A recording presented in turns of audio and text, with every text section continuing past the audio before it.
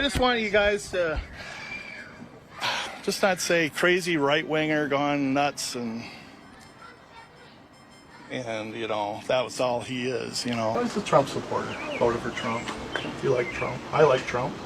And, Later. Today we're finding out he wrote a letter to the FBI claiming he was trained by the U.S. military, quote, off the books, and that Tim Walz asked him to kill Amy Klobuchar so he could take her Senate seat.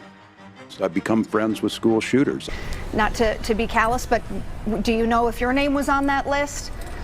Toning down all of that instead of throwing fuel in the fire right now, to me, that is the answer.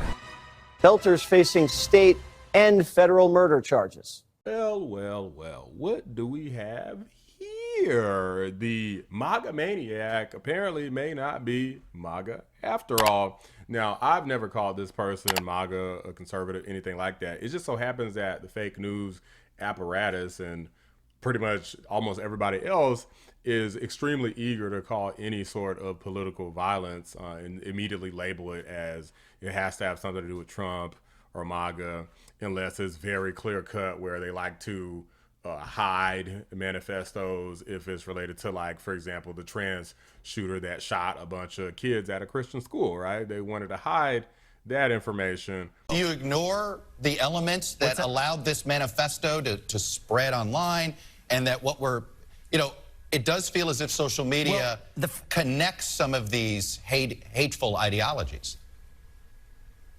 Well, the fact of the matter is I do think we have two standards that we're even applying if we're having a conversation about manifestos. We still have not yet even seen the manifesto of that transgender shooter in Nashville of a Christian school, and yet here we're focusing on the motive. So if we want to look at this through a politicized lens, let's look at what the political media and the political establishment is doing differentially in how they analyze different crimes and then create a new narrative around it.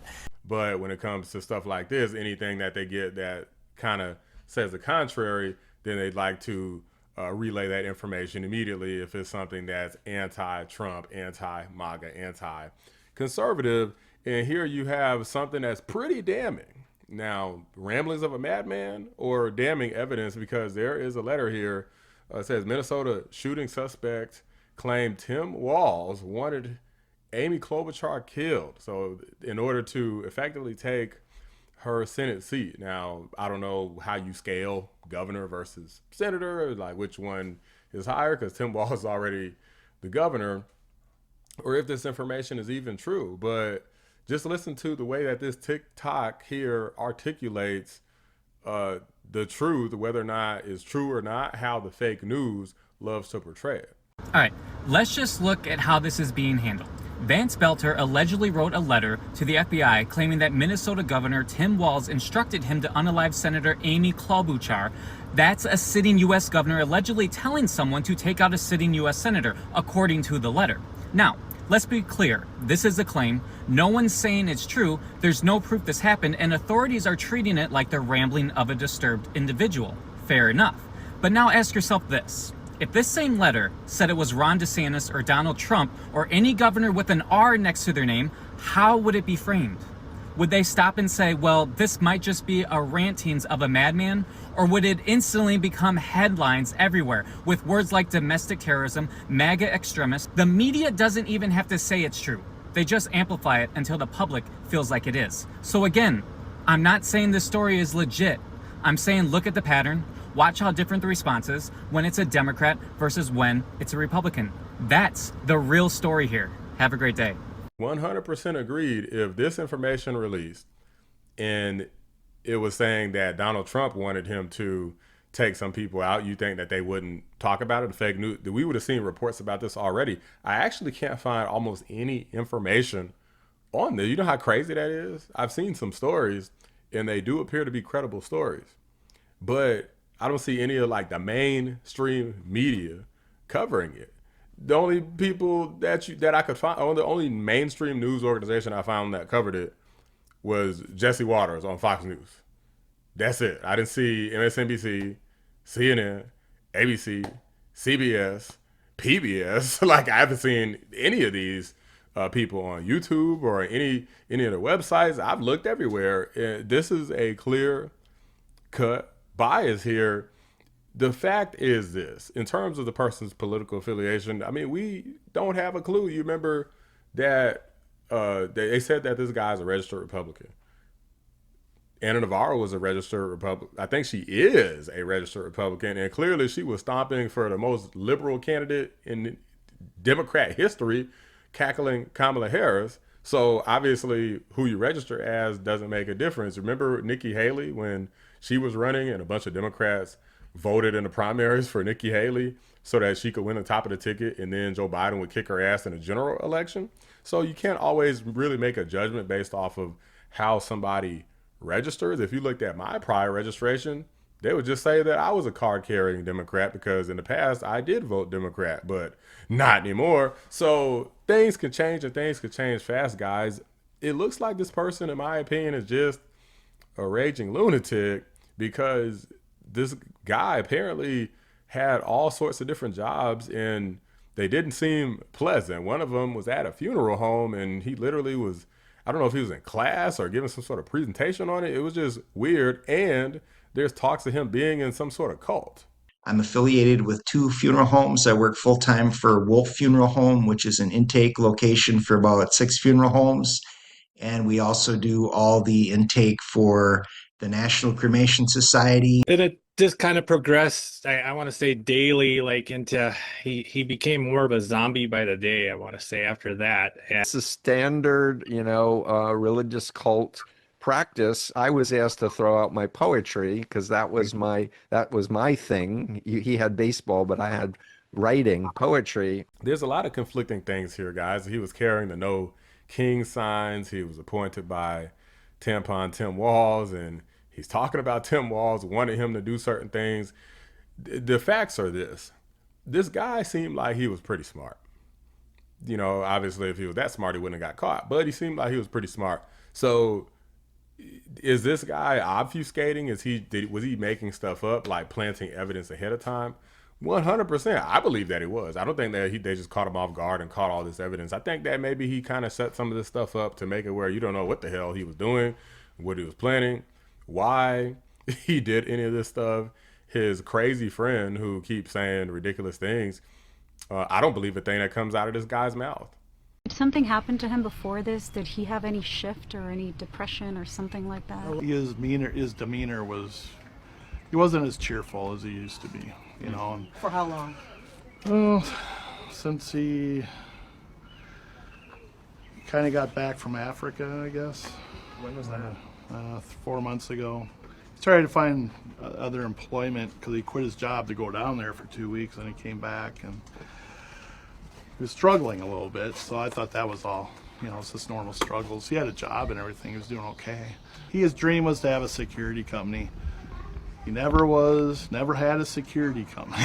Oh, he never so had that company it. doesn't That's not exist? real. No, it was like me saying, I want to start a company selling hot dogs, but I need a hot dog stand. I buy a hot dog stand, but then I need supplies, and it never kind of works out, and I have the hot dog stand. I knew him all my life. He wasn't that guy, You're gonna kill me. If he was his close friend for so long, why would you believe anything that he says? Did it not occur to anyone that maybe this guy would lie to protect his friend or to help his friend accomplish whatever mission that he was trying to accomplish? Even though I think that people sometimes don't share things with people that they're close with, there's a part of me that does not believe that he didn't know that his friend was a raging lunatic and was going to go on some sort of killing spree, and that he just had no clue. And he's just, oh my gosh, I wish he would just stop hurting people. I don't know. I mean, I can't say for sure, obviously, but it's hard to believe. This just doesn't come across as a believable guy and a believable story to me.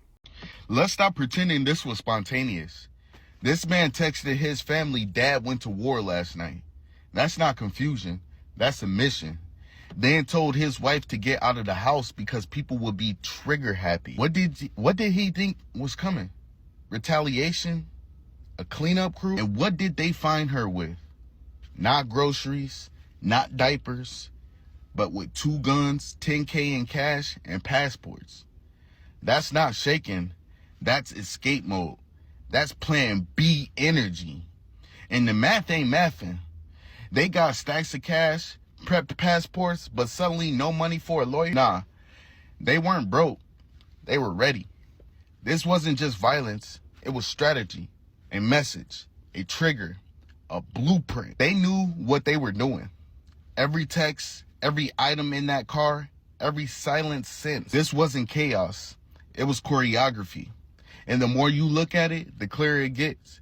This was never just about one man.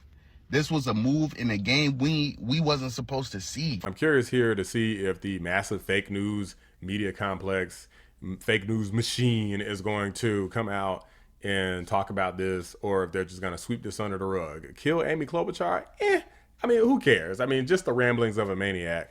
Or are they going to actually give this some light of day and say allegedly? Like, everything with Trump is like, well, this is what's going to happen. This is going to happen. This is what some random report from the Washington Post said this and alleges this. They always allege everything as it relates to Trump. But when it comes to anyone else that could be considered a leftist, well, we don't want to talk about things that we can't prove, and these are just allegations, and we can't verify the sources and all of this stuff.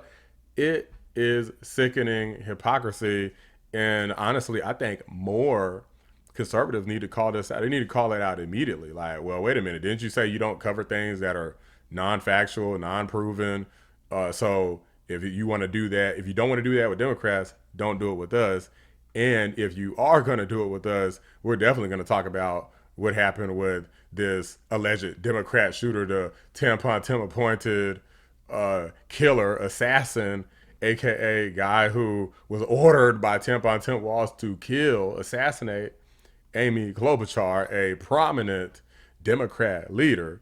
But I mean, these guys act like sometimes they don't have balls, so they're a little disappointing sometimes. But I mean, you do have based Stephen Miller out there, Tim Bassett. I mean, you got some people who are okay. Tom Cotton is building himself up on my list of top Republicans. So there's a couple. I just wish that they had a lot more fire under their ass, or that they would put more fire under some of these fake news media asses. But anyway, guys, let me know what you guys think. Was this just a lunatic who just snapped in some kind of way, blamed politicians for it? Was he a Democrat who, didn't like the way that the leaders were operating, and maybe they're a little too flip-flop pollywop on their policies, so he didn't like that? Was he a raging MAGA white supremacist Nazi? I don't know, guys. Let me know what you guys think. Drop a like on the video. Subscribe to the channel if you're new. I appreciate you watching The Black Anomaly. Rise up. I'm out. It's not about hatred. It's not about mean tweets. It's not about demeaning someone. Well, maybe it's time for us to be a little meaner. Maybe it's time for us to be a little more fierce. But when it's adult like Donald Trump, you bully the shit out of him. So I've become friends with school shooters. He did it!